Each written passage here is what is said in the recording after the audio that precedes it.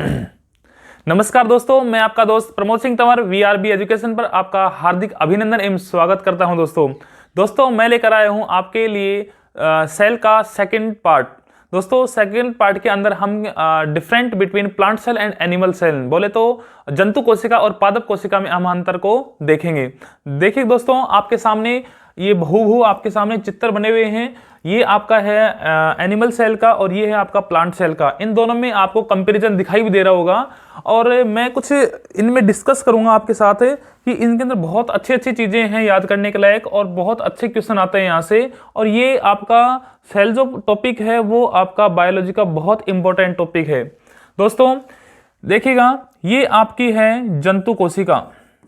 कौन सी कोशिका है दोस्तों? जंतु कोशिका, एनिमल सेल। ठीक है दोस्तों, एनिमल सेल। और दोस्तों ये आपका है प्लांट सेल। प्लांट सेल बोले तो पादप कोशिका। जी हाँ दोस्तों, ये आपके सामने दोनों कोशिकाओं का चित्र बना हुआ है। ये प्लांट सेल है, पादप कोशिका है, और ये आपकी है एनिमल सेल बोले तो जंतु कोशिका। तो जंतु कोशिका को इन्होंने दो भागों में बांटा। जैसे बताया मैंने अभी आपको, कोशिका कितने प्रकार की बताई इसमें, यहाँ पे कोशिका दो प्रकार की बताई यहाँ पे। एक तो बताई कौन सी? जंतु कोशिका। कौन सी दोस्तों? जंतु कोशिका।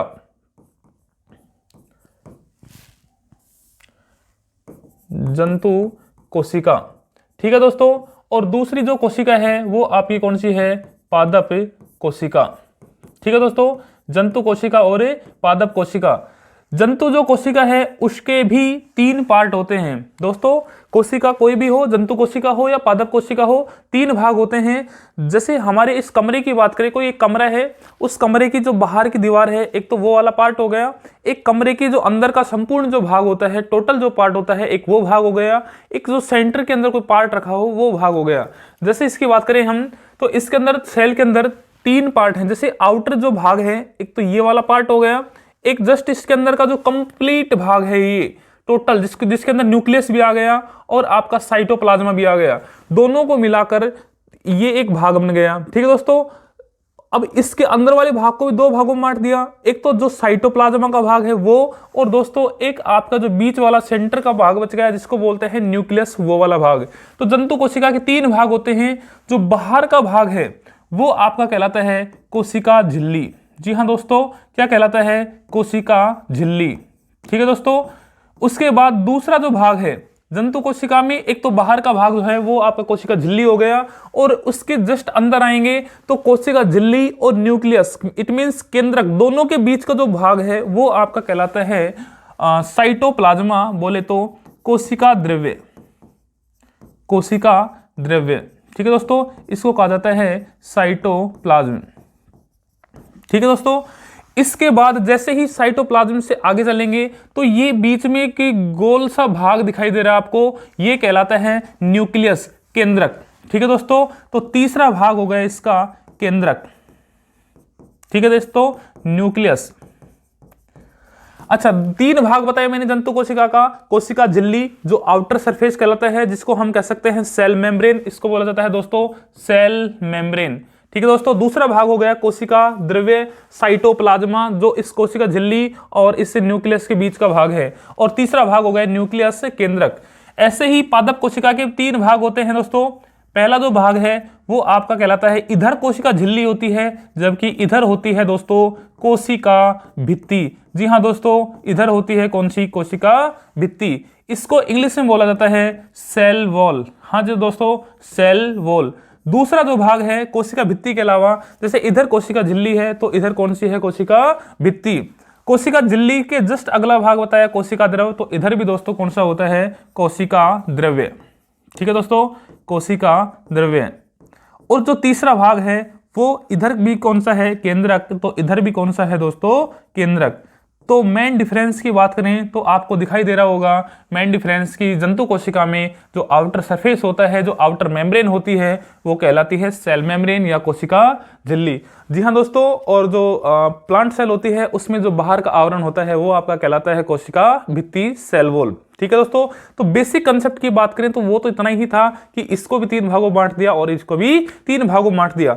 अब हम चित्र की तरफ चलते हैं। चित्र में हम देख पा रहे होंगे इसके अंदर छोटे छोटे भाग से बहुत दिखाई दे रहे होंगे, आपको छोटे छोटे पार्ट दिखाई दे रहे होंगे। इन सभी पार्ट्स का नाम भी क्या है, अलग अलग। ठीक है दोस्तों, अब लेके चलते हैं जैसे बाहर का जो भाग है, आउटर सरफेस है, वो आपका क्या कहलाता है, कोशिका झिल्ली। तो दोस्तों ये है आपका कोशिका झिल्ली, सेल मेम्ब्रेन। ठीक है दोस्तों, कोशिका झिल्ली। उसके अलावा दोस्तों जैसे ही हम थोड़ा सा अंदर चलेंगे, जो इंटरनली लेयर है ये आपकी कहलाती है प्लाज्मा लेयर। ठीक है दोस्तों, क्या कहलाती है, प्लाज्मा झिल्ली या प्लाज्मा लेयर, प्लाज्मा झिल्ली। ठीक है दोस्तों, अच्छा इसको उसके अलावा थोड़ा सा अंदर जाएंगे तो हमने देखा कि जो अंदर का भाग है ये कोशिका द्रव्य। दोस्तों एक बार में इस बोर्ड को ही हम कोशिका मान रहे हैं। जैसे इस बोर्ड की जो आउटर सरफेस है इसको हमने मान लिया कोशिका झिल्ली है। इसके अंदर जो भाग है, इस संपूर्ण भाग को हमने संपूर्ण भाग के अंदर दो चीजें बना दी हमने। जैसे एक तो मान लो इतना जो आउटर भाग हो, एक बिल्कुल सेंटर का भाग हो।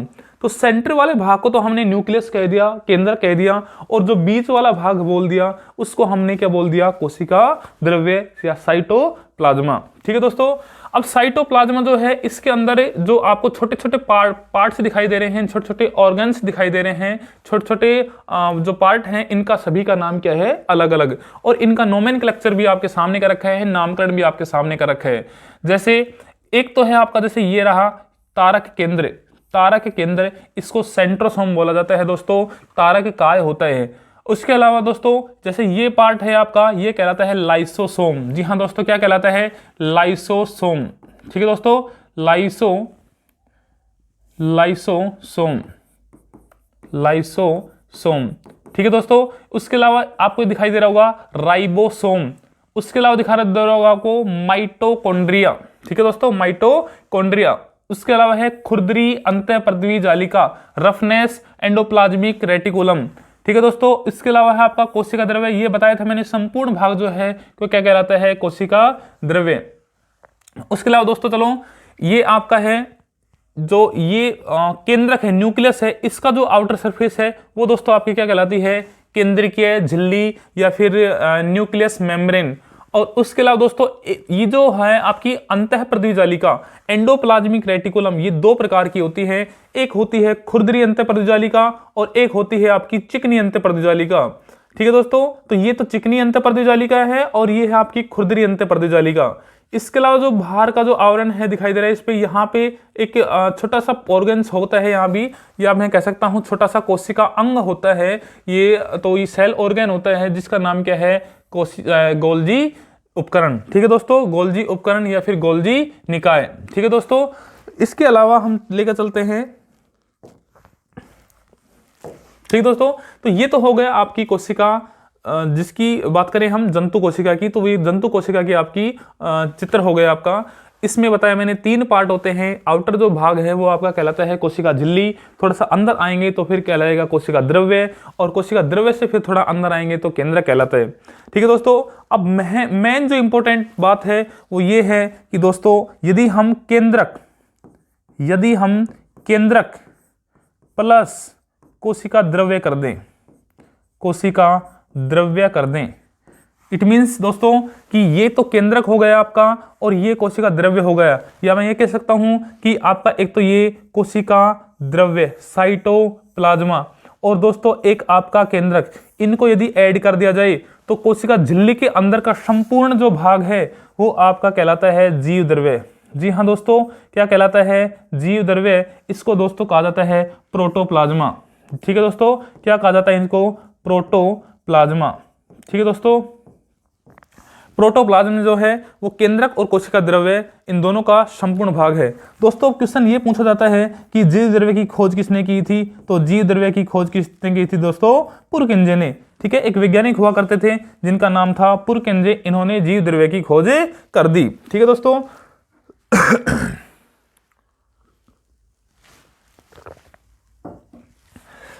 अब चलते हैं हम किस पे, जंतु कोशिका, पादप कोशिका पे।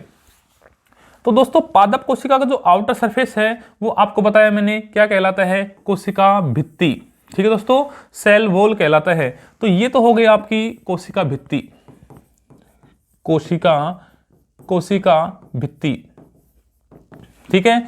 उसके जैसे ही अंदर आए तो अंदर वाला जो भाग है, जो केंद्रक, न्यूक्लियस को छोड़ दो, न्यूक्लियस ये है दोस्तों, न्यूक्लियस केंद्रक है, इस केंद्रक वाले भाग को छोड़ दो तो संपूर्ण जो भाग है वो क्या कहलाता है, वो कहलाता है आपका दोस्तों कोशिका द्रव्य। कोशिका द्रव्य, इसको कह सकते हैं दोस्तों साइटोप्लाज्मा। ठीक है दोस्तों, साइटोप्लाज्म। उसके अलावा दोस्तों जैसे ही थोड़ा अंदर आएंगे तो फिर तीसरा भाग जो है, पार्ट बचता है, वो क्या कहलाता है आपका केंद्रक। केंद्रक न्यूक्लियस कहलाता है दोस्तों। ठीक है दोस्तों, तो हम कह सकते हैं इसके भी 3 पार्ट हैं। जो बाहर वाला जो पार्ट है वो आपका कहलाएगा कोशिका भित्ति, थोड़ा अंदर आएंगे तो कहलाएगा साइटोप्लाज्मा, और जो बीच वाला भाग है वो कहलाएगा आपका कोशिका बीच जो इसकी कोशिका भित्ति के जस्ट अंदर आएंगे तो पूरा भाग जो है कोशिका द्रव्य कहलाता है, और थोड़ा और अंदर आते हैं तो कहलाता है आपका केंद्रक। ठीक है दोस्तों, इसके भी कितने भाग हो गए, 3। लेकिन आपको एक डिफरेंस दिख रहा होगा कि इसमें जो न्यूक्लियस है, केंद्रक है, वो बिल्कुल सेंटर में है, और इसमें जो न्यूक्लियस है थोड़ा सा क्या है, अपर साइड है। दोस्तों ये इसलिए होता है क्योंकि जो पादप कोशिका होती है, प्लांट सेल जो होती है, उसके अंदर जो ये होती है गाल्जिकाएं जो होती है, उसका आकार बड़ा होता है। सॉरी, गाल्जिका नहीं, अंतःप्रदिजालिका। अंतःप्रदिजालिका एंडोप्लाज्मिक रेटिकुलम का आकार क्या होता है, थोड़ा बड़ा होता है, जिस वजह से वो थोड़ा केंद्रक को खिसका देता है। ये केंद्रक ऊपर की तरफ खिसक जाता है, जबकि इसमें ऐसा नहीं होता है। तो मेन जो डिफरेंट है वो तो यही था दोस्तों। अच्छा, इसके अलावा बात करेंगे हम अब नेक्स्ट पेज पे।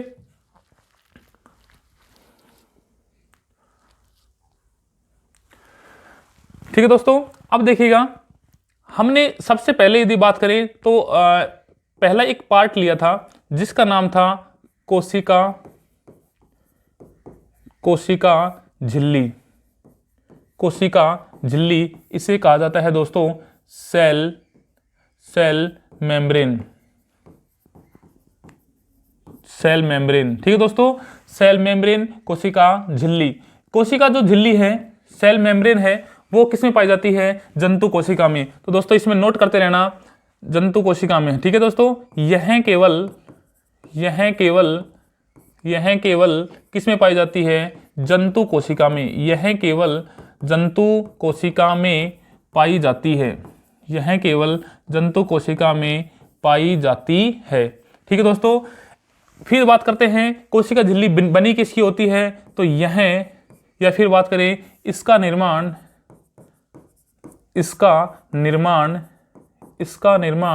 लिपिड तथा प्रोटीन। ठीक है दोस्तों, लिपिड प्लस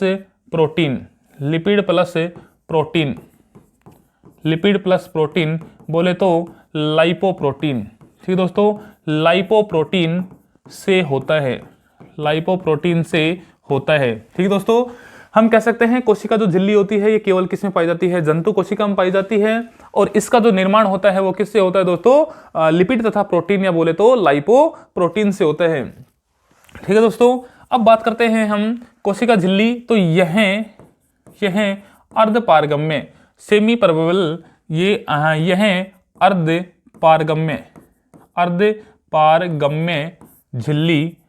अर्धपारगम्य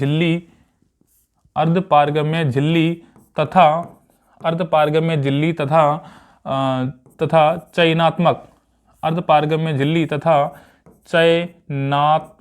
चयनात्मक झिल्ली, बोले तो सेलेक्टिव मेम्ब्रेन।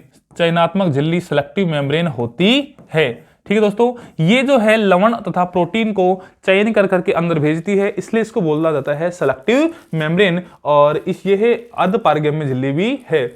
इसका निर्माण है वो लिपिड तथा प्रोटीन से होता है। यह केवल किसमें पाई जाती है, जंतु कोशिका में पाई जाती है। जंतु कोशिका का जो बाहरी आवरण होता है वो किसका बना होता है, कोशिका झिल्ली कहलाती है, और किसका बना होता है, लिपिड तथा प्रोटीन का। और ये जो है झिल्ली कौन सी होती है, अर्धपारगम्य तथा कौन सी होती है, चयनात्मक पारगम्य झिल्ली होती है। ठीक है दोस्तों, इसके अलावा चलते हैं कोशिका झिल्ली, ये तो किसमें पाई जाती है, केवल जंतु कोशिका में। अब बात करते हैं इसके अलावा जो पहले नंबर की पादप कोशिका में बात करते हैं तो वो आपका है वो आता है आपका कौन सा दोस्तों, पादप कोशिका। और पादप कोशिका के अंदर जो है बाहर का आवरण वो कौन सा कहलाता है, वो कहलाता है दोस्तों कोशिका भित्ति। जी हाँ दोस्तों, क्या कहलाता है, कोशिका भित्ति। ठीक है दोस्तों, ये कहलाती है सेल वॉल। ठीक है दोस्तों, सेल वॉल। कोशिका जो भित्ति होती है, कोशिका जो भित्ति होती है वो केवल किस में पाई जाती है? पादप कोशिका में। यह केवल पादप कोशिका में पाई जाती है, पादप कोशिका में, पादप कोशिका में पाई जाती है। दोस्तों मैं ये इसलिए कह रहा हूं क्योंकि हमें कंपैरिजन देखना है प्लांट सेल का और एनिमल सेल का। तो मैं इन दोनों की बात करूं तो यह केवल किस में पाई जाती है? पादप कोशिका में। ऐसे तो कोशिका भित्ति कवक भित्ति जो होती है वो कवक में भी होती है और जीवाणु में भी होती है। तो हम कह सकते हैं कि comparison between plant cell and animal cell अगर बात करें तो हमारी बात करेंगे तो पादप कोशिका में क्या पाई जाती है? यह कोशिका भित्ति पाई जाती है। ठीक है दोस्तों, उसके अलावा बात करें इसका निर्माण किससे होता है दोस्तों? इसका निर्माण सेल्यूलोज से होता है। जी हाँ दोस्तों, किससे होता है? सेल्यूलोज से होता है। ठीक है दोस्तों, इसका निर्माण होता है वो किससे होता है? सेल्यूलोज से होता है। और सेल्यूलोज आपको पता ही है पेड़ की पत्तियों वगैरह में पाया जाता है। ठीक है दोस्तों, यह केवल पादप कोशिका में पाया जाता है, इसका निर्माण सेल्यूलोज से होता है। यह भी कैसी होती है? अर्धपारगम्य। यह भी अर्धपारगम्य झिल्ली होती है। जी दोस्तों, ये भी कैसी होती है? अर्धपारगम्य झिल्ली होती है।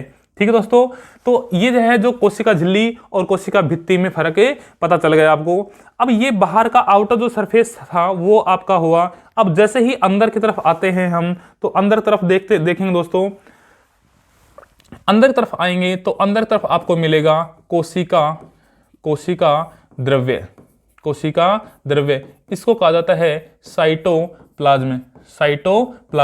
हाँ जी दोस्तों, कोशिका जो द्रव्य है वो साइटोप्लाज्म कहलाता है। ये हमारी कोशिका है। कोशिका के अंदर जैसे दोस्तों अगर बात करें हम क्या कि इसमें, ठीक है दोस्तों, इसमें बात करते हैं हम तो ये आपको दिखाई दे रहा होगा कि बाहर का जो ये आवरण था, ये क्या कहला रहा था आपका? कोशिका झिल्ली। जैसे ही इसके अंदर आए तो ये आपको फ्लूइड से दिख रहा होगा आपको, है ना। ये आपको मटेरियल जो दिख रहा है, इस न्यूक्लियस को छोड़ दो, इस न्यूक्लियस को और इस जो बाहर की झिल्ली है इसको छोड़ दो। इसके बीच का जो टोटल जो पार्ट है वो क्या कहलाता है आपका दोस्तों? वो क्या कहलाता है दोस्तों आपका? वो कहलाता है आपका कोशिका द्रव्य। ठीक है दोस्तों, कोशिका द्रव्य। अब जो साइटोप्लाज्म है ये आपका कोशिका द्रव्य कहलाता है। इसके अंदर क्या क्या क्या होता है? इसके अंदर इसमें बहुत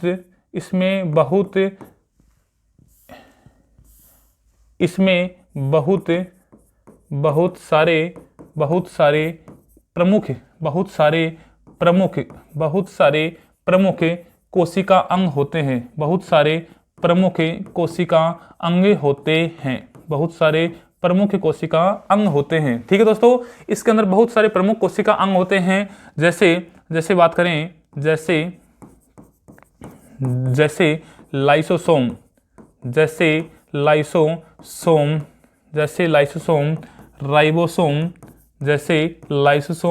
राइबोसोम, माइटोकॉन्ड्रिया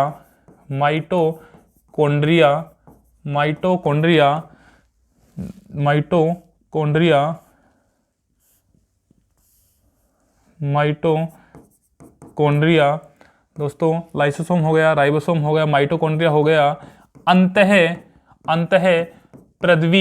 अंतःपृथ्वी जालिका, एंडोप्लाज्मिक रेटिकुलम हो गया दोस्तों, एंडोप्लाज्मिक रेटिकुलम हो गया। इसके अलावा दोस्तों आपका हो गया तारक काय। जी हाँ दोस्तों, आपका हो गया कौन सा? तारक काय। इसके अलावा दोस्तों, इसके अलावा बात करते हैं हम तो वो आपका आता है रिक्तिका। जी हाँ दोस्तों, कौन सा आता है? रिक्तिका आदि। ये आपके बहुत सारे कोशिका अंग पाए जाते हैं किसके अंदर दोस्तों? कोशिका द्रव्य के अंदर। ठीक है दोस्तों, लेकिन नोट दिस पॉइंट दोस्तों, देखिएगा, जैसे देखिएगा पेपर में क्वेश्चन पूछा जाता है जीव द्रव्य क्या होता है? जीव द्रव्य, इसको कहा जाता है दोस्तों प्रोटोप्लाज्म।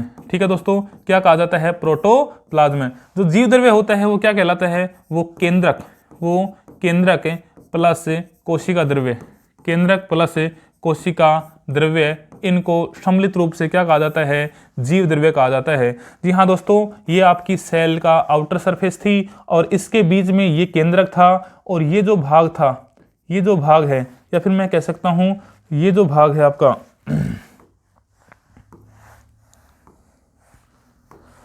ये जो भाग है दोस्तों, ये जो भाग है आपका, ये आपका कहलाता है क्या, साइटोप्लाज्मा।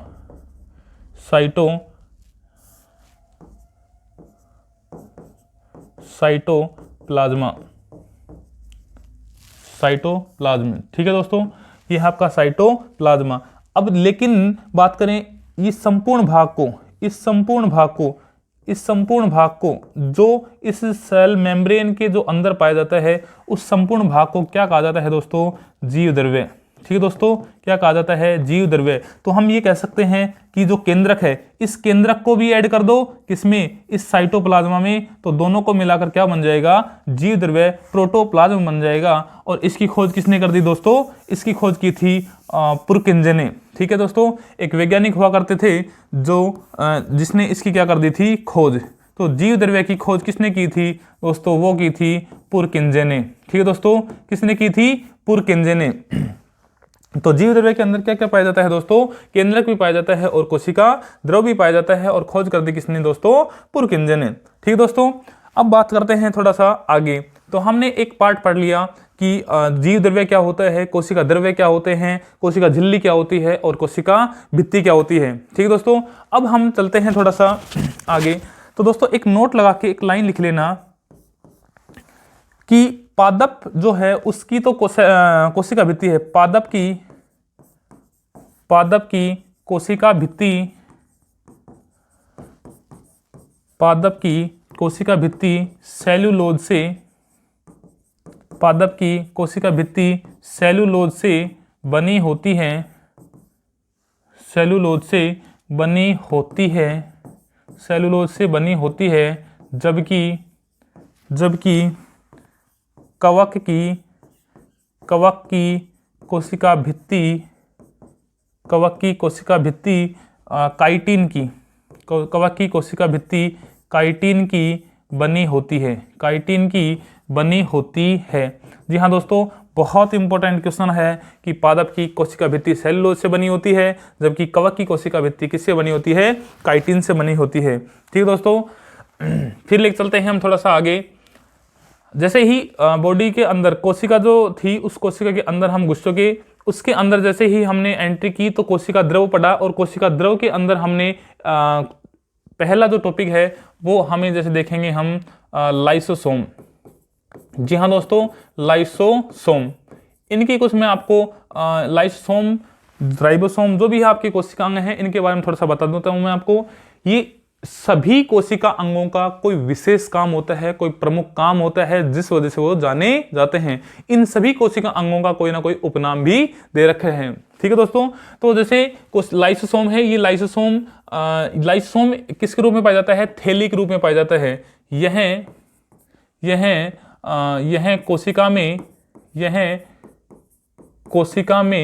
कोशिका में थैलीनुमा, यह कोशिका में थैलीनुमा संरचना में पाया जाता है, थैलीनुमा संरचना में पाया जाता है। ठीक है दोस्तों, इसके अंदर, किसके अंदर है, लाइसोसोम के अंदर, इसके अंदर एंजाइम्स, इसके अंदर एंजाइम पाए जाते हैं, इसके अंदर एंजाइम पाए जाते हैं। ठीक है दोस्तों, लाइसोसोम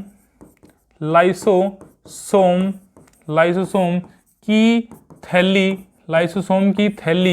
क्षतिग्रस्त होने पर कई बार क्या होती है दोस्तों कि ये जो थैली है कोशिका में फट जाती है। क्षतिग्रस्त होने पर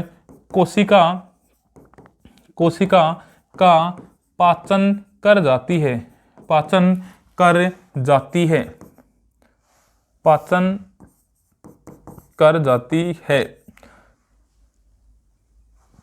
जाती है। इसलिए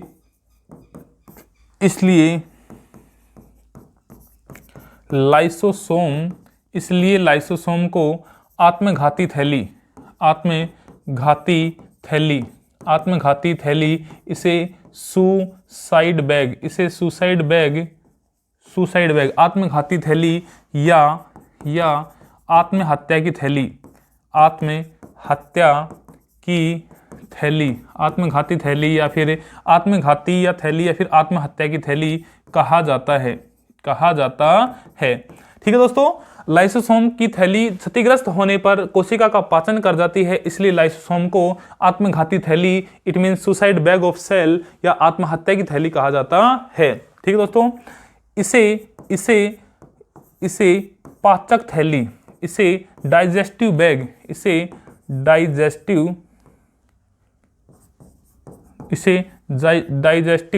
बैग, पाचक थैली, डाइजेस्टिव बैग, पाचक थैली भी कहा जाता है, कहा जाता है। ठीक है, इसकी खोज, किसकी खोज दोस्तों? लाइसोसोम की।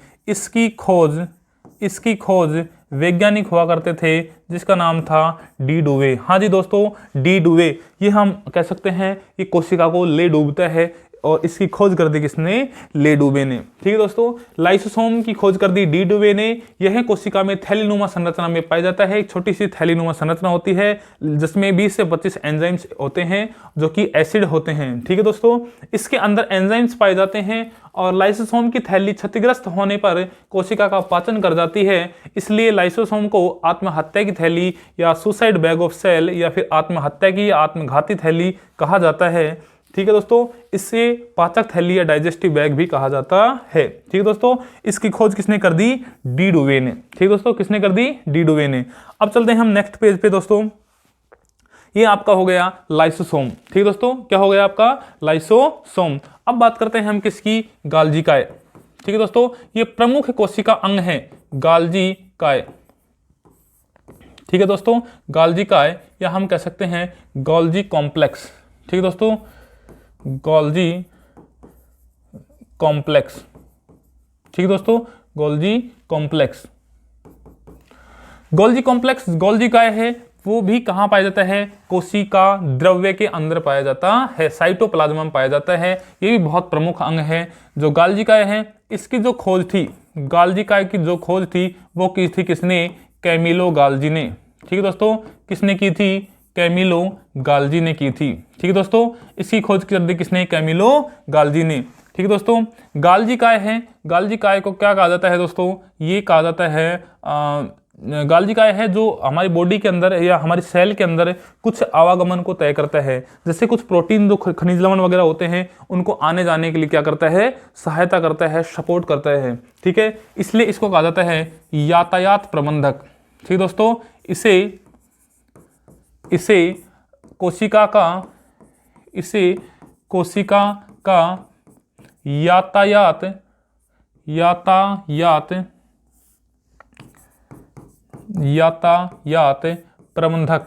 यातायात प्रबंधक या हम कह सकते हैं ट्रैफिक मैनेजर।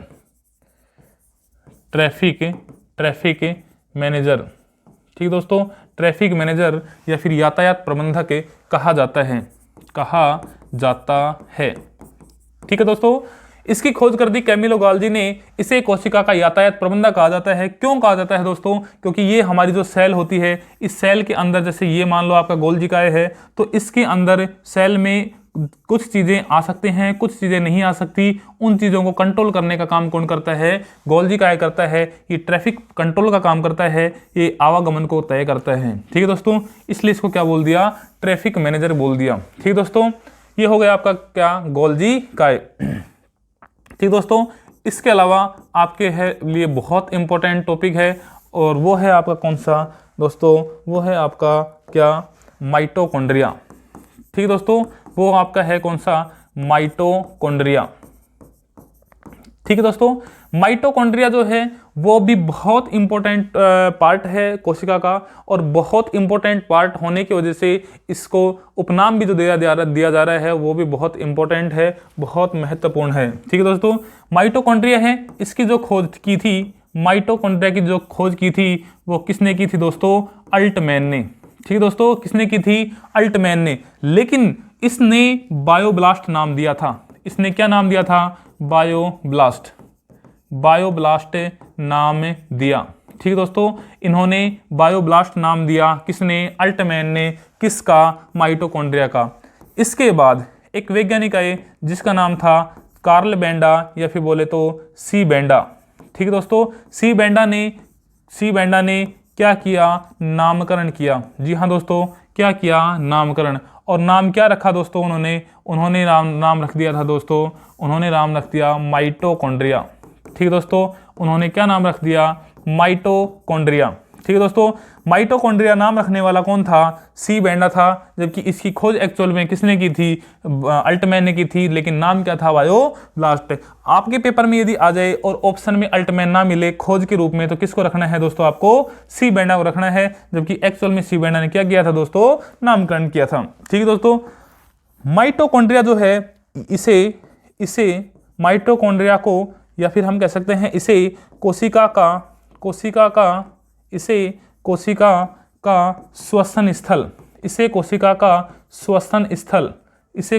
श्वसन स्थल कहा जाता है।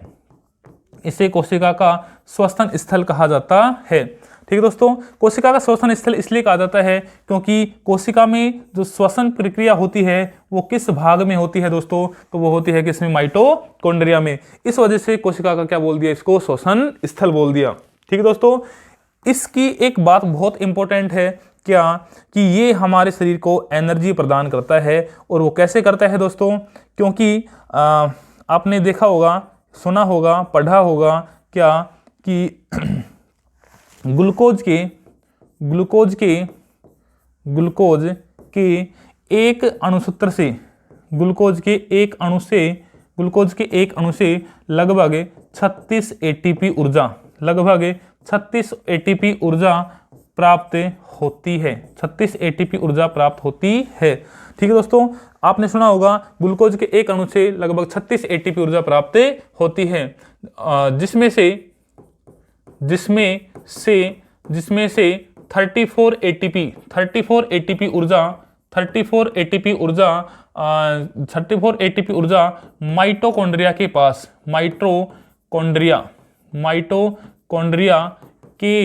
पास स्टोर होती है, के पास संचित होती है। ठीक है दोस्तों, के पास संचित होती है। ठीक है दोस्तों, संचित होती है।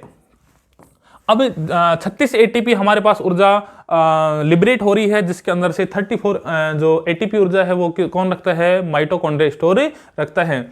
इसलिए किसको? माइटोकॉन्ड्रिया को। माइटोकॉन्ड्रिया को इसको क्या कहा जाता है दोस्तों? इसको कोशिका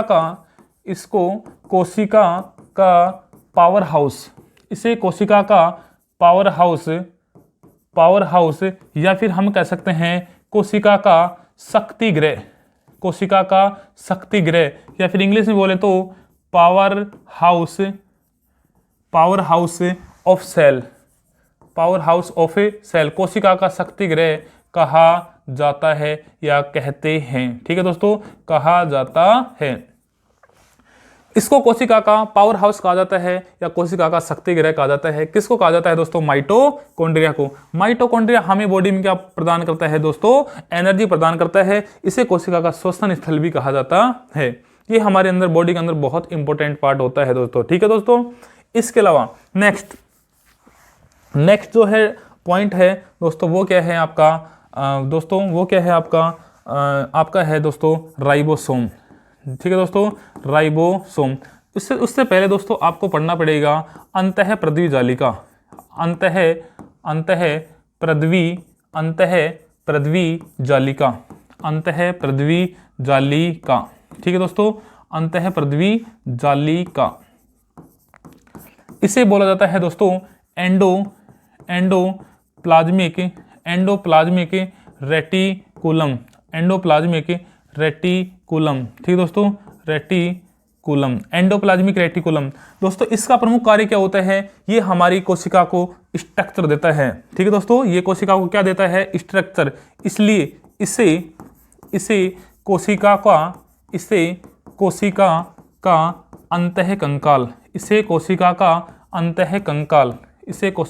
अंतःकंकाल, एंडोस्केलेटन एंडोस्केलेटन सिस्टम, एंडोस्केलेटन या कहा जाता है ठीक है दोस्तों। ये हमारी बॉडी को स्ट्रक्चर प्रदान करता है। जैसे हमारी बॉडी को कंकाल स्ट्रक्चर देता है, वैसे ही कोशिका को स्ट्रक्चर देने वाला का काम कौन करता है दोस्तों? वो अंतःपर्दवी जालिका काम करता है, एंडोप्लाज्मिक रेटिकुलम काम करता है। इसको जो डिनोट किया जाता है वो किससे किया जाता है दोस्तों? ER से डिनोट किया जाता है। ठीक है दोस्तों, इसे कोशिका का अंतः कंकाल कहा जाता है। ये कौन दोस्तों? अंतःपर्दवी जालिका ये दो प्रकार की होती हैं। ये दो प्रकार की होती हैं। कौन कौन सी होती हैं दोस्तों? एक होती है चिकनी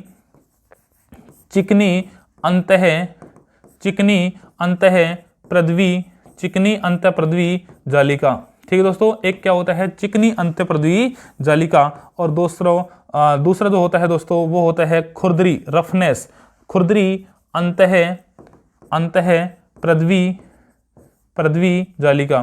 ठीक है दोस्तों, दो प्रकार की एंडोप्लाज्मिक रेटिकुलम होती हैं, दो प्रकार की अंतःपर्दवी जालिका होती हैं, जिसमें एक है आपकी दोस्तों चिकनी अंतःपर्दवी जालिका और एक है आपकी दोस्तों खुरदरी अंतःपर्दवी जालिका। ठीक है बच्चों। अच्छा, चिकनी अंतःपर्दवी जालिका है उस पर राइबोसोम नहीं ठहर पाते हैं। इस पर जो राइबोसोम होते हैं वो नहीं ठहर पाते हैं, जबकि इस पे राइबोसोम आसानी से ठहर पाते हैं। किस पर ठहर पाते हैं? खुरदरी पे। तो राइबोसोम जो स्थित हो रहे हैं वो कहाँ पे स्थित होते हैं? खुरदरी अंतःपर्दवी जालिका पर होते हैं। ठीक है दोस्तों, आपको मैं उम्मीद करता हूं आपसे कि आपको बहुत अच्छे से समझ में आ रहा होगा। यदि आपको फिर भी कहीं प्रॉब्लम लगती है, नोट्स बनाने में कहीं प्रॉब्लम आती है, तो इसको थोड़ा सा पूज करके इसको और आप इसको देख सकते हैं। ठीक है दोस्तों, प्यूज करने के बाद आपको आसानी से समझ में आ जाएगा, आसानी से नोट्स बना सकते हो। तो बशर्ते आपको कंटिन्यू VRB एजुकेशन से जुड़ना पड़ेगा। ठीक दोस्तों, मैं चाहता हूं कि आपके जो एग्जाम आए उससे पहले कोर्स कंप्लीट करवाकर आपको मैं रिवीजन करवा दूं, या फिर मैं आपको टेस्ट सीरीज के माध्यम से आपको मैं अच्छे से तैयार करवा दूं। दोस्तों, मेरा यही मोटो था, मेरा यही मन है कि मैं आपको बहुत अच्छे से मैटर दे पाऊं और बहुत अच्छे नोट्स बनाऊं आपके दोस्तों। ठीक है दोस्तों, तो आप बने रहिएगा मेरे साथ। ठीक है दोस्तों, तो अंतःपर्दवी जालिका हो गया, एंडोप्लाज्मिक रेटिकुलम हो गया, इसे कोशिका का अंतःकंकाल कहा जाता है। ये दो प्रकार की होती हैं। दो प्रकार की होती हैं। एक होती है चिकनी अंतःपर्दवी जालिका और एक होती है दोस्तों खुरदरी अंतःपर्दवी जालिका।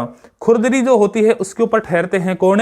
राइबोसोम ठहरते हैं, जबकि जो चिकनी होती है उसके ऊपर जो राइबोसोम है वो नहीं ठहरते हैं। ठीक है दोस्तों, अब चलते हैं थोड़ा आगे। राइबोसोम देखिएगा दोस्तों, राइबोसोम है, ये राइबोसोम जो है वो राइबोसोम जो है वो किस पे पाया जाता है? अंतःपर्दवी जालिका पर पाया जाता है। ठीक है, इसकी जो खोज की बात करते हैं हम, ठीक है दोस्तों, खोज की बात करते हैं दोस्तों, उसकी खोज की बात नहीं की हमने, तो इसकी खोज भी लिख सकते हो आप। अंतःपर्दवी जालिका की जो खोज हुई थी वो किसने की थी दोस्तों? पोर्टर ने की थी। ठीक है दोस्तों, किसने की थी? पोर्टर ने की थी। उसके बाद दोस्तों बात करते हैं हम क्या?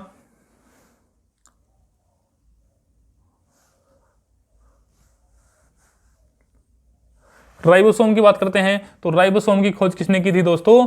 GE पैलेडेन की थी। ठीक है दोस्तों, किसने की थी? GE पैलेडेन की थी, जॉर्ज एमिल पैलेडेन की थी। किसकी दोस्तों खोजे? राइबोसोम की। ठीक है दोस्तों, तो राइबोसोम की खोज किसने कर दी? GE पैलेडेन ने। और राइबोसोम का जो काम होता है वो क्या होता है दोस्तों? राइबोसोम का मुख्य कार्य, या फिर कह सकते हैं इसका मुख्य कार्य किसका? राइबोसोम का। इसका मुख्य कार्य प्रोटीन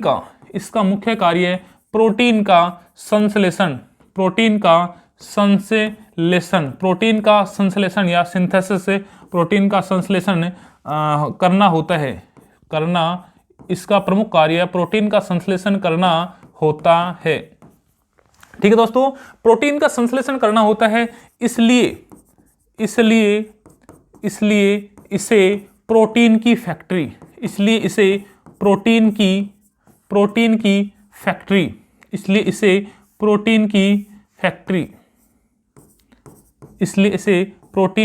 फैक्ट्री कहा जाता है।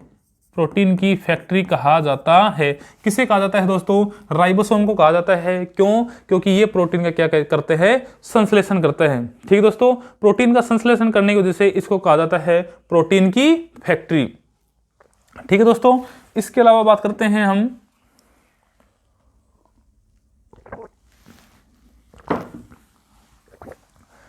ठीक है दोस्तों, राइबोसोम हो गया।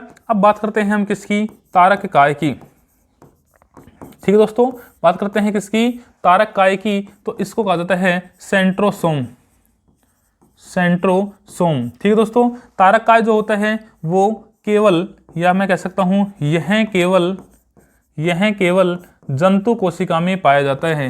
यह केवल जंतु कोशिका में पाया जाता है। जंतु कोशिका में पाया जाता है। दोस्तों बहुत इंपॉर्टेंट क्वेश्चन है, कई बार डाल देते हैं पेपर में कि तारक काय किस कोशिका में पाया जाता है या फिर किस कोशिका में नहीं पाया जाता है। तो ध्यान रखिएगा भाई दोस्तों, पादप कोशिका में नहीं पाया जाता, वो केवल किस में पाया जाता है? जंतु कोशिका में पाया जाता है। ठीक है दोस्तों, फिर बात करते हैं इसकी खोज की। तो तारक काय की खोज किसने कर दी दोस्तों? तो वो की थी दोस्तों एक वैज्ञानिक हुआ करते थे जिसका नाम था बावेरी। ठीक है दोस्तों, तो एक वैज्ञानिक थे जिनका नाम था बावेरी, उसने खोज कर दी किसकी? तारक काय की। और ये केवल किस में पाया जाता है? जंतु कोशिका में। अब बात करते हैं इसका प्रमुख कार्य क्या था। तो इसका प्रमुख कार्य दोस्तों क्या था? ये इसका प्रमुख कार्य होता है गुणसूत्र पर बोले तो क्रोमोसोम पर, गुणसूत्र पर ध्रुव का निर्माण करना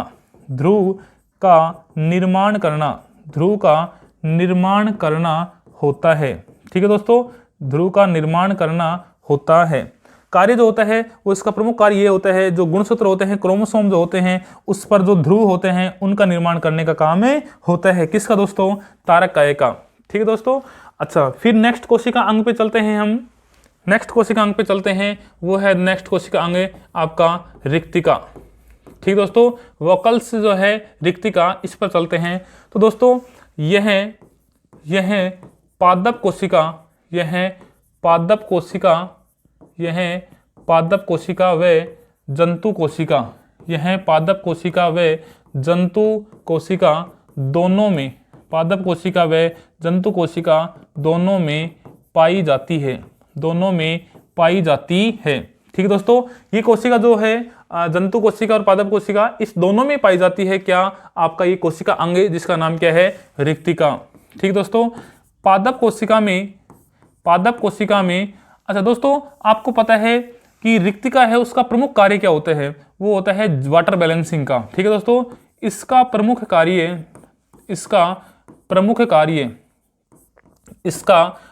कार्य वो होता है क्या? जल संतुलन। इसका प्रमुख कार्य जल संतुलन होता है। वाटर बैलेंस का काम करता है कौन दोस्तों? रिक्तिका। और ये वाटर बैलेंस करता है। और आपको पता है यदि बात करें हम जंतु कोशिका और पादप कोशिका, तो इसमें वाटर की आवश्यकता किसको ज़्यादा होती है? तो होती है पादप को, प्लांट्स को। ठीक है दोस्तों, तो हम ये कह सकते हैं पादप कोशिका में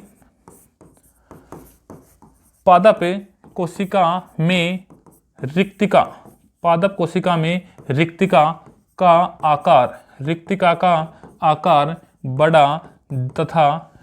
का आकार बड़ा तथा जंतु कोशिका में, किसमें दोस्तों? जंतु कोशिका में। पादप कोशिका में रिक्तिका का आकार बड़ा तथा जंतु कोशिका में रिक्तिका का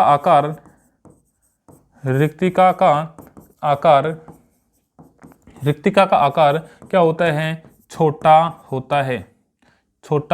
होता है। ठीक दोस्तों, पादप कोशिका में रिक्तिका का आकार बड़ा तथा जंतु कोशिका में रिक्तिका वोकल्स का आकार क्या होता है? छोटा होता है। और ये केवल ये पादप कोशिका और जंतु कोशिका दोनों में पाया जाता है। इसका प्रमुख कार्य जो होता है वो किसका होता है दोस्तों?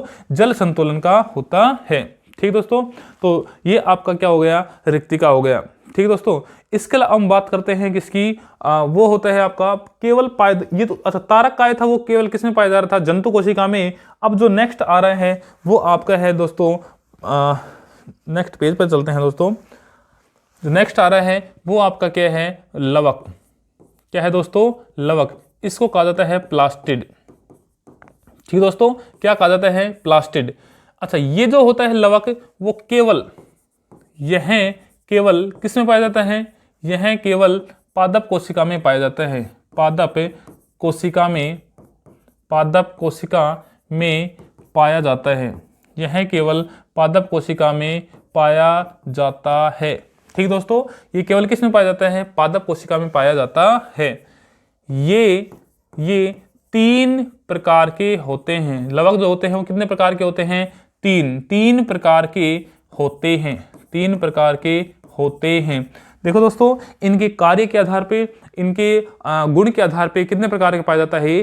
3 प्रकार के पाए जाते हैं। एक है आपका अवर्णी लवक, एक है वर्णी लवक और एक है आपका हरित लवक। ठीक है दोस्तों, तो ये 3 प्रकार के होते हैं। नंबर 1 बताया मैंने, ये होता है आपका अवर्णी लवक। ठीक है दोस्तों, अवर्णी लवक। दूसरा दोस्तों वो होता है आपका वर्णी लवक। कौन सा होता है दोस्तों? वर्णी लवक। ठीक है दोस्तों, और जो तीसरा होता है वो आपका कौन सा है दोस्तों? वो आपका है हरित लवक। इस नाम को आपने बहुत अच्छे से सुना होगा। ये आपके सामने फोटोसिंथेसिस में या फिर प्रकाश संश्लेषण की क्रिया में भी आपने बहुत अच्छे से इसको सुना होगा। अवर्णी लवक जो है उसको कहा जाता है ल्यूकोप्लास्ट। ल्यूकोप्लास्ट। ठीक है दोस्तों, वर्णी लवक को कहा जाता है क्रोमोप्लास्ट। क्रोमोप्लास्ट। ठीक है दोस्तों, और इसको कहा जाता है क्लोरोप्लास्ट। क्लोरोप्लास्ट। ठीक है दोस्तों, 3 प्रकार के लवक पाए जाते हैं। एक पहला लवक है अवर्णी लवक ल्यूकोप्लास्ट, दूसरा है वर्णी लवक क्रोमोप्लास्ट और तीसरा है हरित लवक जिसको कहा जाता है क्लोरोप्लास्ट। ठीक है दोस्तों, अब इनमें मैं बताना चाहता हूं आपको कि ये तीनों लवक हैं जो कार्यविधि के आधार पे या फिर इनकी प्रेजेंटेशन के आधार पे इनको 3 भागों में बांटा गया है। तो इनका जो प्रमुख डिफरेंस है या मेन डिफरेंस है वो क्या है दोस्तों? तो उसको लेकर चलते हैं हम। अवर्णी लवक जो है दोस्तों ये वहां पाया जाता है जहां पे रंगहीन भाग हो। रंगहीन भाग, रंगहीन भाग बोले तो कलरलेस। किस में पाया जाता है दोस्तों? कलरलेस जो पार्ट होते हैं, कलरलेस जो भाग होते हैं उसमें पाया जाता है। कौन सा दोस्तों? अवर्णी लवक। कलरलेस जैसे जहां पे प्रकाश नहीं पहुंचता हो दोस्तों, जहां पे क्या नहीं पहुंचता हो? प्रकाश। प्रकाश, प्रकाश नहीं पहुंचता हो। प्रकाश नहीं पहुंचता हो। जैसे दोस्तों भूमिगत तना। भूमिगत तना, जो तना भूमि में दब गया हो वो भूमिगत तना। और दोस्तों दूसरा है रूट्स, जड़ें। तो जड़ जो होती है उस पर भी प्रकाश नहीं पहुंच पाता है और वो भी कैसा पार्ट होता है दोस्तों? रंगहीन भाग होता है। और ये कौन सा लवक पाया जाता है वहां पे? अवर्णी लवक या ल्यूकोप्लास्ट पाया जाता है। ठीक है दोस्तों, दूसरा है वो आपका है वर्णी लवक। वर्णी लवक को बोला जाता है क्रोमोप्लास्ट दोस्तों। ठीक है दोस्तों, तो वर्णी लवक जो है क्रोमोप्लास्ट, ये कहाँ पाया जाता है? यह रंगीन भाग, यह रंगीन भाग में पाया जाता है। रंगीन भाग में पाया जाता है। रंगीन भाग में पाया जाता है। रंगीन भाग कौन से होते हैं? जहां पर क्या पहुंचता हो? प्रकाश। जहां पर प्रकाश की किरणें, जहां पर प्रकाश की किरणें पहुंच पाती हैं, जहां पर प्रकाश की किरणें पहुंच पाती हैं वहां पे कौन सा लवक पाया जाता है? वर्णी लवक पाया जाता है। जी हाँ दोस्तों, वहां पे क्रोमोप्लास्ट पाया जाता है। ठीक है दोस्तों, अच्छा उसके अलावा तीसरा है आपका हरित लवक। कौन सा है दोस्तों? हरित लवक। ये या फिर कह सकता हूं यह पादप के हरे भाग, यह पादप के हरे भाग जैसे पत्तियां, यह पादप के हरे भाग जैसे पत्तियां में पाया जाता है। ठीक है दोस्तों, यह पादप के हरे भाग पत्तियों में पाया जाता है। कौन सा दोस्तों? हरित लवक। इसमें पर्णहरित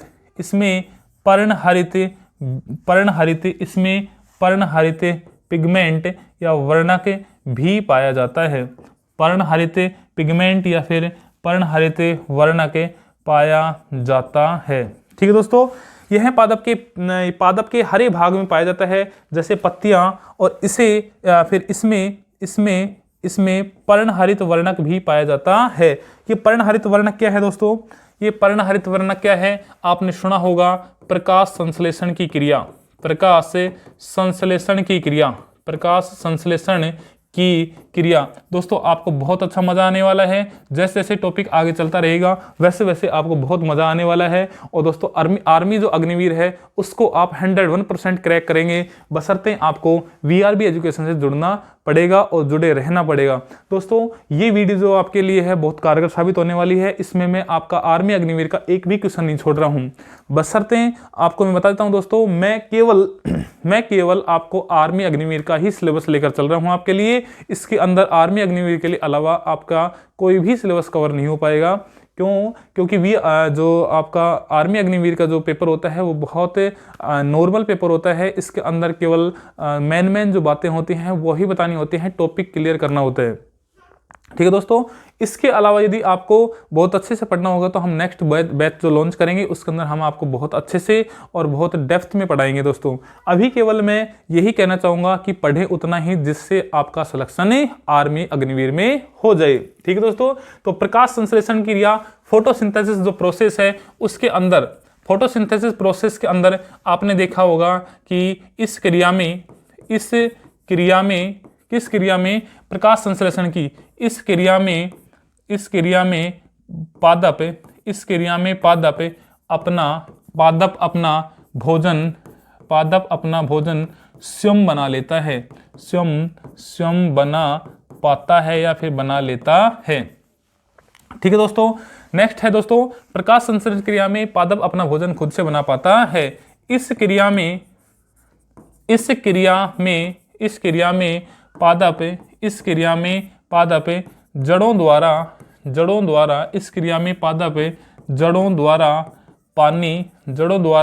पानी तथा वायुमंडल से CO2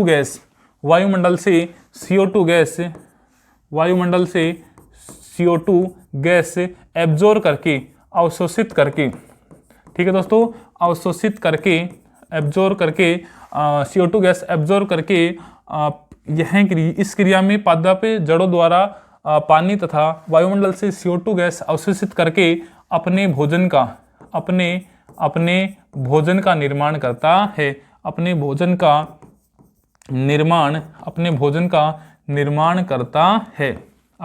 निर्माण करता है। ठीक है दोस्तों, अच्छा, प्रकाश संश्लेषण क्रिया में आपने देखा होगा कि वायुमंडल से क्या लिया जा रहा है? CO2 लिया जा रहा है, और रूट्स से क्या लिया जा रहा है? आपका पानी लिया जा रहा है। इन दोनों की क्रिया करवाने के बाद ग्लाइकोजन के रूप में हमारे भोजन स्टोर होता है पादप के अंदर। ठीक है दोस्तों,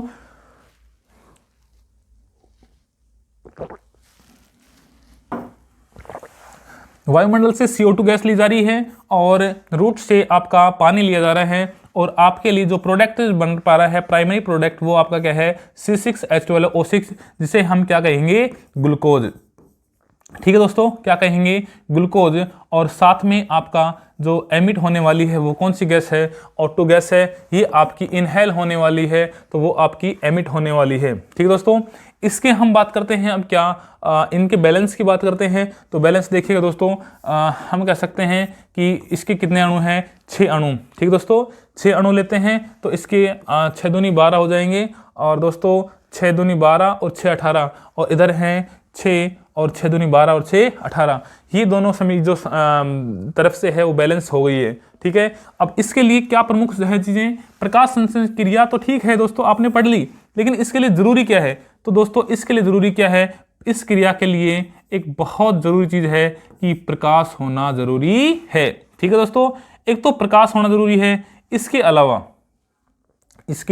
अलावा यदि बात करें तो ये किस लवक में होती है दोस्तों? तो ये होते हैं किसमें? हरित लवक में। वहां पे हरित लवक के अंदर कौन सा जो पिगमेंट पाया जाता है? तो दोस्तों वो पाया जाता है पर्णहरित। हाँ जी दोस्तों, कौन सा पाया जाता है? पर्णहरित।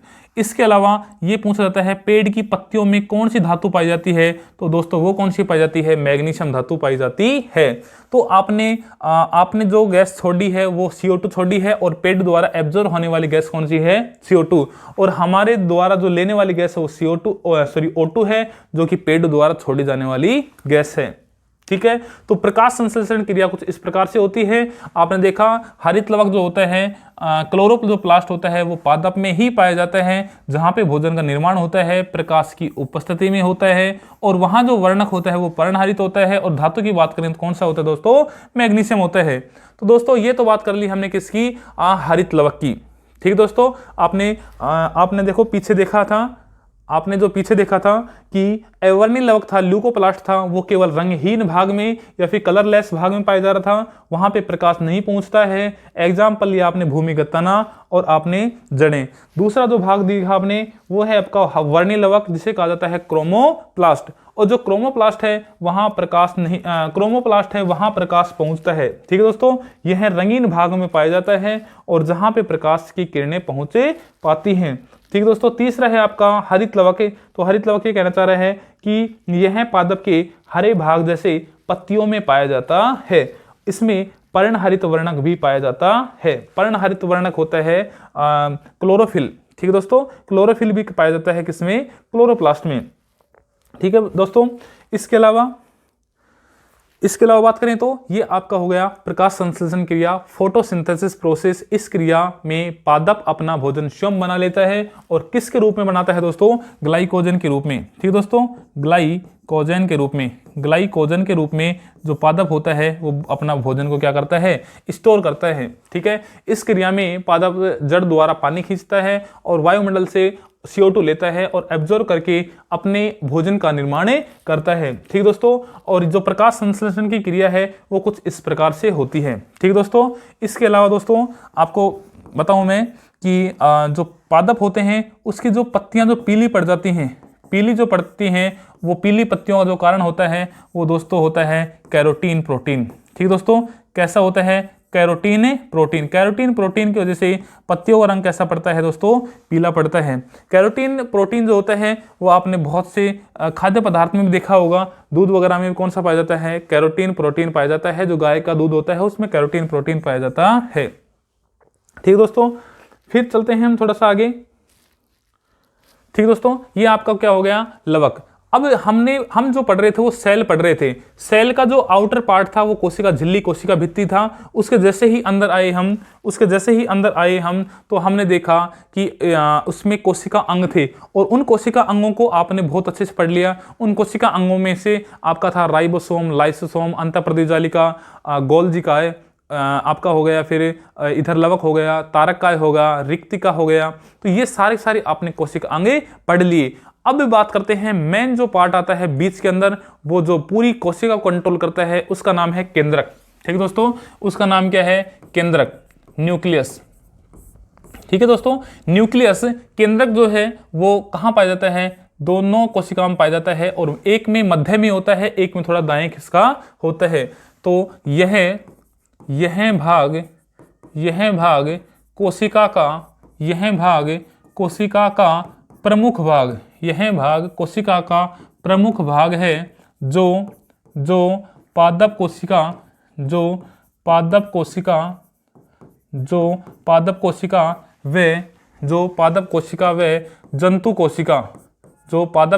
व जंतु कोशिका दोनों में, पादप कोशिका व जंतु कोशिका दोनों में पाया जाता है। दोनों में पाया जाता है। यह भाग कोशिका का प्रमुख भाग है जो पादप कोशिका व जंतु कोशिका दोनों में पाया जाता है। लेकिन पादप कोशिका में, लेकिन जंतु कोशिका में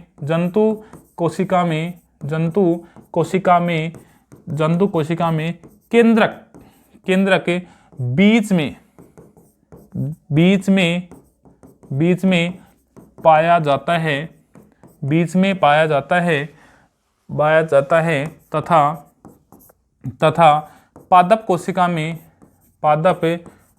में पादप कोशिका में पादप कोशिका में थोड़ा सा खिसका होता है, थोड़ा सा ऊपर की तरफ खिसका होता है। पादप कोशिका में थोड़ा सा ऊपर की तरफ खिसका रहता है या फिर खिसका हुआ होता है, ऊपर की तरफ खिसका हुआ होता है। ठीक है दोस्तों, तो केंद्रक जो है यह भाग कोशिका का प्रमुख भाग है और जो दोनों कोशिका में पाया जाता है, लेकिन जंतु कोशिका में थोड़ा केंद्रक के बीच में होता है तथा पादप कोशिका में जो थोड़ा सा केंद्र होता है ऊपर की तरफ खिसका होता है। ठीक दोस्तों, आपने चित्र भी देखा था, उसमें सब चीजें आपने देखी थी, नोटिस की थी। अब बात करते हैं कि इसकी खोज किसने की थी। ठीक दोस्तों, केंद्रक की खोज किसने की थी, तो इसकी खोज की थी किसने, रॉबर्ट ब्राउन ने। ठीक है दोस्तों, किसने की थी इसकी खोज, रॉबर्ट ब्राउन ने की थी। रॉबर्ट ब्राउन ने खोज की थी किसकी, केंद्रक की। और अच्छा, केंद्रक जो होता है उसके अंदर एक केंद्रिका भी होती है। ठीक है दोस्तों, केंद्रक के अंदर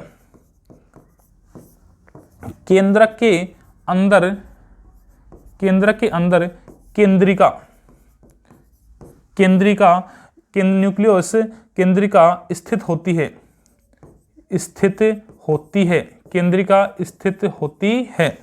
केंद्रक के अंदर केंद्रिका स्थित होती है। और इस केंद्रिका की खोज किसने कर दी दोस्तों, केंद्रिका की खोज वो किसने कर दी, वो की थी दोस्तों फोंटाना ने। ठीक है दोस्तों, किसने की थी, फोंटाना ने की थी केंद्रिका की खोज। ठीक है दोस्तों, केंद्रिका की खोज हो गई, फोंटाना ने कर दी। अब बात करते हैं केंद्रक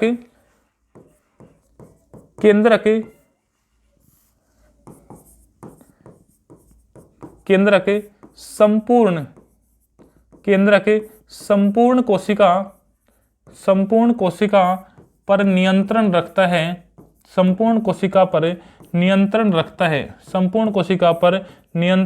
है, इसलिए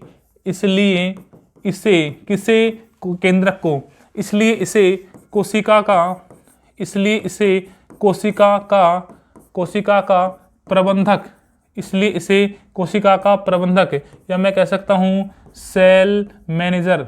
जी हाँ दोस्तों, इसे कह सकते हैं सेल मैनेजर, कोशिका का प्रबंधक या कोशिका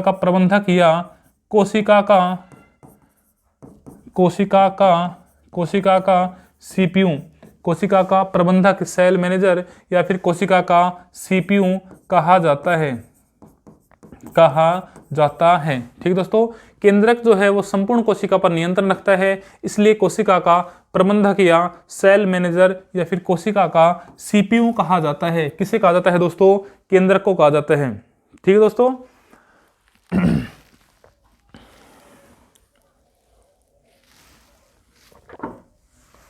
कोशिका का प्रबंधक कह दिया इसने या फिर हम कोशिका का सीपीयू ने कह दिया इसको।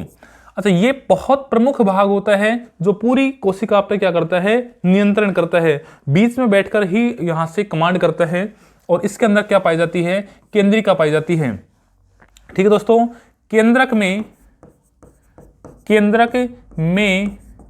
ही आनुवांशिक पदार्थ पाए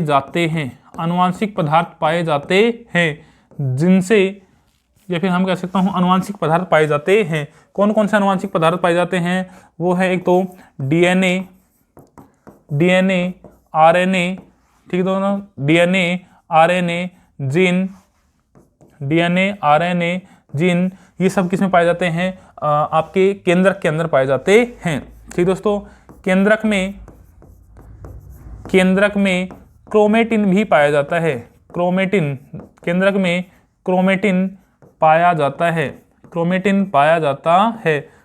जब कोशिका का विभाजन होता है या विखंडन होता है या मुकुलन होता है, समसूत्री विभाजन होता है या फिर अर्धसूत्री विभाजन होता है, उस टाइम पर क्रोमेटिन जो होता है वो धागे के रूप में लिपटा होता है, वो टूटकर और नई जीव की उत्पत्ति कर लेता है। या फिर मैं कह सकता हूं नए जीव की उत्पत्ति के लिए क्रोमेटिन बहुत जिम्मेदार होता है, जो किसमें पाया जाता है, केंद्रक में पाया जाता है। और केंद्रक के अंदर ही बताया मैंने, डीएनए पाया जाता है, आरएनए पाया जाता है और जीन पाया जाता है। ठीक है दोस्तों, अब बात करते हैं हम एक एक की, जैसे डीएनए। ठीक है, तो डीएनए की फुल फॉर्म क्या होती है दोस्तों? डीऑक्सी राइबो न्यूक्लिक एसिड या फिर अम्ल।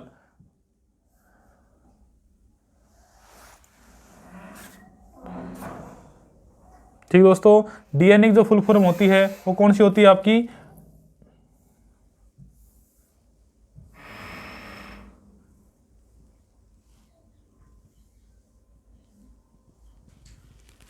तो डीएनए की फुल फॉर्म क्या होगी? डीऑक्सी राइबोन्यूक्लिक अम्ल। ठीक दोस्तों, डीऑक्सी राइबोन्यूक्लिक अम्ल।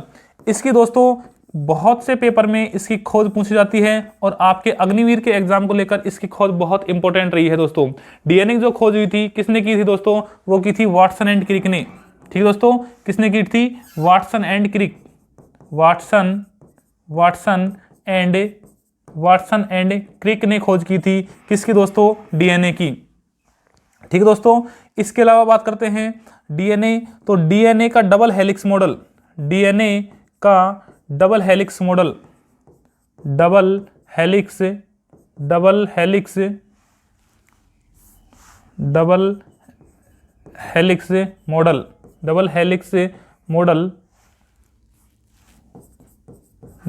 मॉडल या फिर मैं कह सकता हूं द्विकुंडलित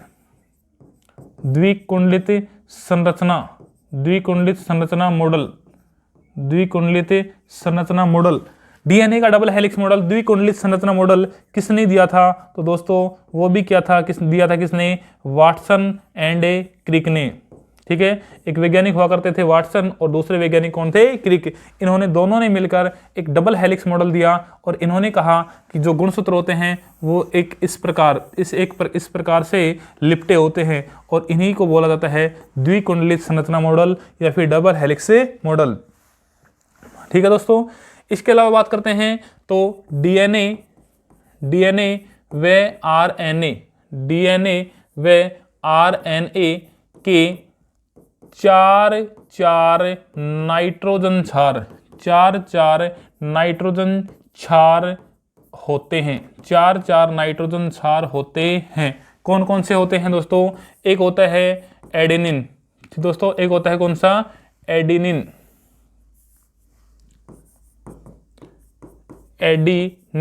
एक होता है एडेनिन, दूसरा होता है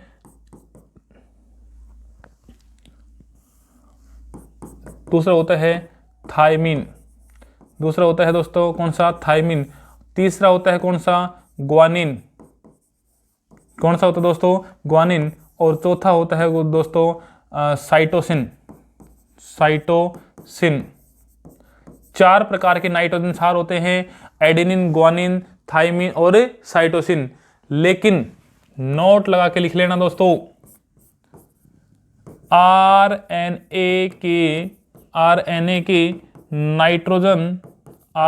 के नाइट्रोजन क्षार में थायमिन की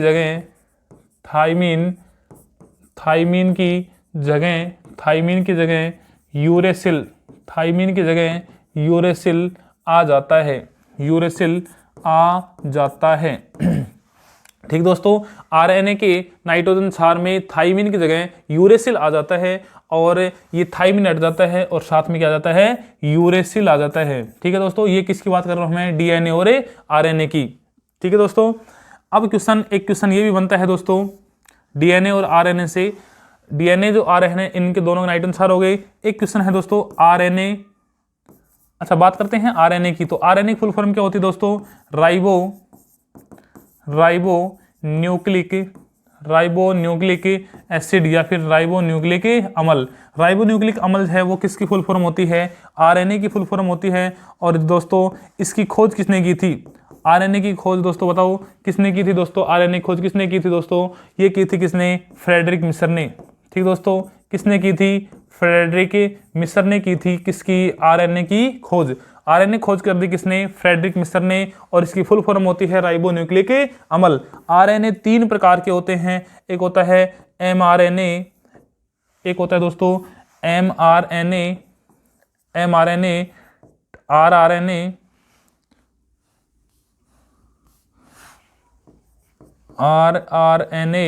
और दोस्तों एक होता है tRNA। आपको केवल इतना ही ध्यान रखना है कितने प्रकार के होते हैं। एक होता है messenger RNA, ribosomal RNA, transformer RNA।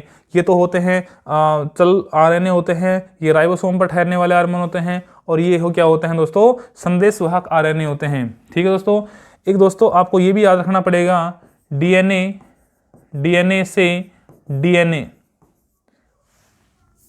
DNA से RNA जो बनने की क्रिया है वो कहलाती है दोस्तों, क्या कहलाती है दोस्तों, ट्रांसक्रिप्शन।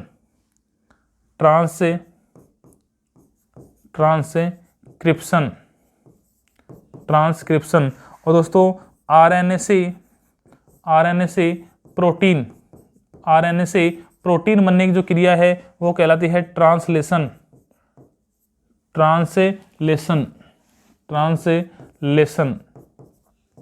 ठीक दोस्तों, वो क्या कहलाती है, प्रोटीन बनने की क्रिया आरएनए से ट्रांसलेशन कहलाती है। ठीक है दोस्तों, आपके जो डीएनए, आरएनए और जो केंद्रक है वो आपका में भी कंप्लीट हो गया है। और दोस्तों आपके आर्मी अग्निवीर को लेकर ही आपका सिलेबस में जो सेल का जो पार्ट था वो कंप्लीट हो गया है। ठीक है दोस्तों, तो मैं तो यही कहना चाहूँगा कि आपको यदि आर्मी अग्निवीर में श्योर सिलेक्शन लेना है तो आपको कंटिन्यू जुड़े रहना पड़ेगा, किससे, VRB एजुकेशन से। ठीक है, VRB एजुकेशन एक ऐसा प्लेटफॉर्म है, एकमात्र ऐसा प्लेटफॉर्म है जो केवल और केवल आपकी आर्मी अग्निवीर को लेकर बहुत ज़्यादा मेहनत कर रहे हैं। आपके लिए टेस्ट सीरीज बनाई जा रही है डेली, और आपके लिए बहुत ही कम रुपए में, इट मीन्स मैं कहूँगा कि कम से कम पैसों में मैं सोचता हूँ कि बच्चों को प्रोवाइड करवा सकें हम।